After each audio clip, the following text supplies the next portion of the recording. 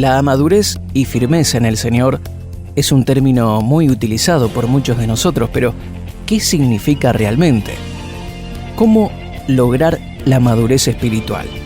¿Este proceso es un esfuerzo individual o es un trabajo compartido? Soy Mario Serrano y estamos comenzando Claves para el Desarrollo Espiritual. Si deseas contactarnos, escríbenos a marioserrano@live.com.ar y con gusto estaremos respondiendo a tus inquietudes.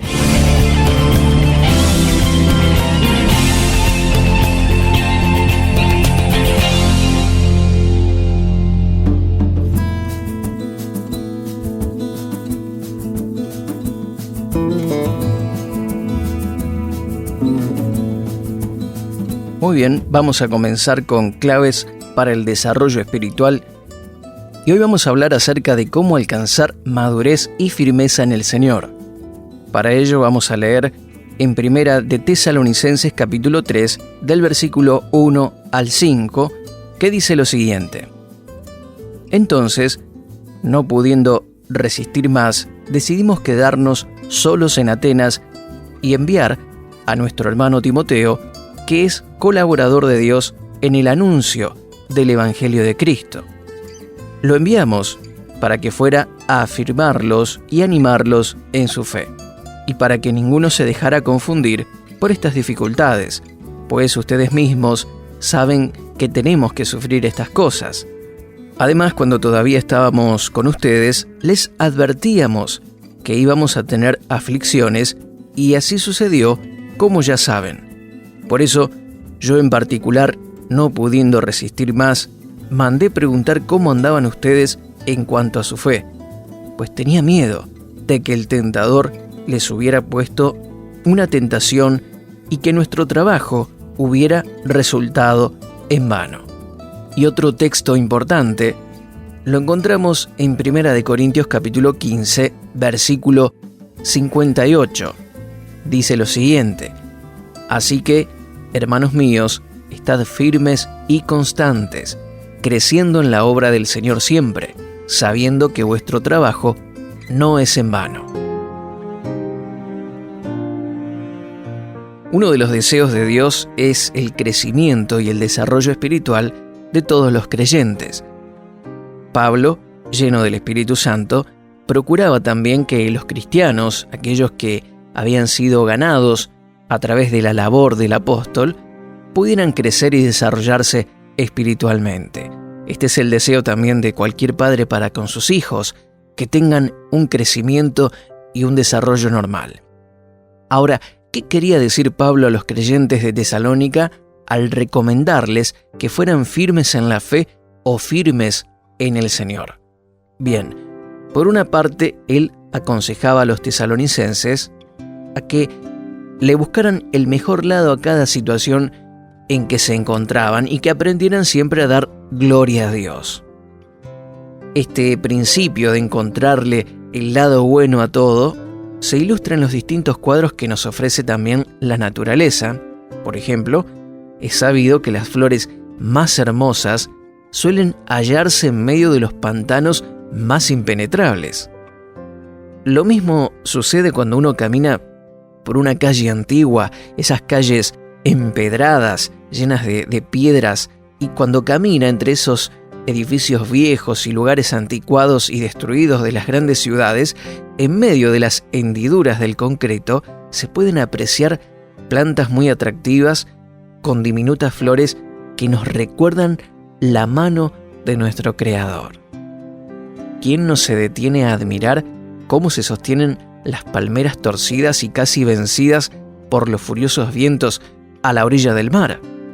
Estas palmeras permanecen allí a través de los años, a pesar de los distintos embates que han tenido a través del tiempo, y presentan un escenario maravilloso.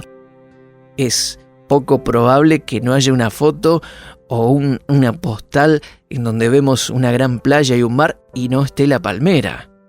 Forma parte de ese cuadro tan maravilloso y tan espectacular. Lo que los cristianos podemos aprender de estos ejemplos de la naturaleza es que, aún en medio de las peores circunstancias, puede florecer la vida cristiana más fructífera. En medio de las tormentas más fuertes, puede levantarse la vida cristiana como testimonio firme del poder y del amor de Dios. Quizás haya situaciones difíciles, situaciones precarias en donde tal vez no existan esperanzas de poder salir adelante, pero la gracia y el poder de Dios son suficientes, querido oyente, para hacernos florecer, para hacernos crecer, avanzar allí donde tal vez no haya recursos materiales. Tal como lo hicieran los cristianos de Tesalónica, permanezcamos firmes en el Señor, creciendo siempre en fe y en amor para servirle con eficiencia. Vamos a ver un poquito el panorama que nos presenta este libro de Tesalonicenses.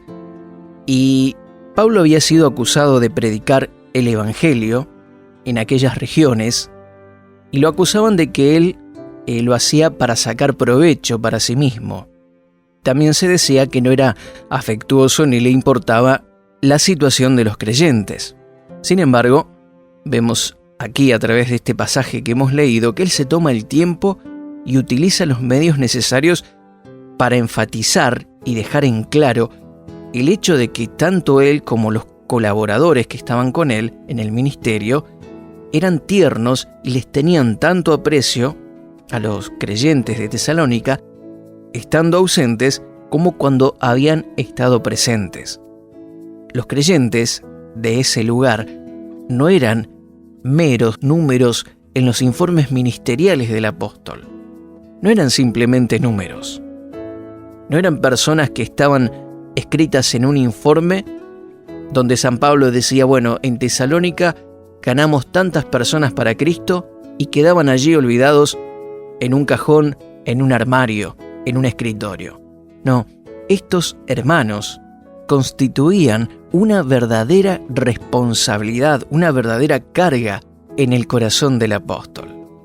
Ahora, si Pablo tenía tanta carga por estos hermanos, ¿por qué no fue personalmente a Tesalónica y en cambio envió a Timoteo? Bueno, es que no tiene gloria el simple hecho de convertirse en un mártir nada más por querer serlo. Dios quiere que estemos vivos para poder servirle. Y si a lo largo del camino tengamos que enfrentar algunas situaciones difíciles, bueno, debemos estar preparados para ello.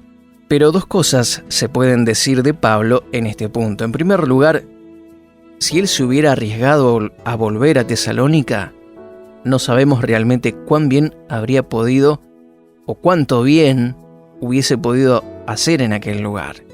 Lo que sí sabemos es que tanto en Filipos y Berea como en Tesalónica, la oposición había alcanzado proporciones muy grandes, había levantamientos muy serios. Y para Pablo hubiese sido muy difícil y para los creyentes peligroso la presencia del apóstol en Tesalónica. Lo más seguro era que la visita de Pablo a Tesalónica hubiese puesto en peligro su vida y la de los creyentes. Y esto no era para nada necesario. Dios conocía todas las cosas y tal vez era mejor que Pablo permaneciera en Corinto porque su ministerio allí podría ser mucho más provechoso. Pero aunque personalmente él no podía viajar a causa de la gran oposición, él no se olvidó de los creyentes de aquel lugar. Su deber era buscar a la persona ideal para dicha misión. Y la carga que Pablo tenía por esta iglesia se hizo tan intensa que finalmente no lo pudo resistir más y quiso ver cómo estaban los creyentes, cómo iban marchando, cómo iban creciendo o no en su vida espiritual. Él sentía urgencia de saber cómo andaban las cosas por allá. La persona ideal para esta misión fue Timoteo, la persona encargada de llevar adelante esta verificación o esta supervisión, quien tendría que ir a Tesalónica, enseñar a los cristianos, afirmarlos en la fe, traerles enseñanzas de la palabra de Dios, y tenía que darse cuenta también de cuál era la situación en la que se encontraban y traerle a Pablo un informe fiel, un informe fidedigno. Este siervo de Dios iba a hacer lo que tenía que hacer Pablo, a quien se le hizo imposible ir. Miremos algo importante. Pablo pudo haber asumido la posición egoísta, esa posición en la que uno piensa que es el único capaz de realizar el ministerio. Él pudo haber dicho, bueno, si no lo hago yo, nadie puede hacerlo a este trabajo. Si dejo que vaya Timoteo, quizás no lo haga tan bien como yo. Pero, mi querido oyente, es un distintivo de grandeza el estar dispuesto a delegar en otros aquellas labores que uno no puede realizar personalmente. Aunque la persona delegada no parezca tener la misma experiencia, sin embargo, este es el método más efectivo para preparar a los nuevos obreros. La práctica, el error, el aprender de los errores es el método más viable y más efectivo para el desarrollo y el crecimiento del obrero cristiano. Y Pablo tuvo mucho gusto en enviar a Timoteo recomendándolo como nuestro hermano, servidor de Dios y colaborador nuestro en el Evangelio de Cristo.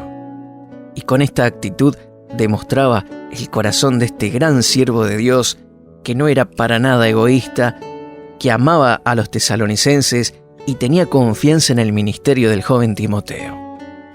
Ahora, a pesar de que iba Timoteo, ¿no era esta también una misión peligrosa?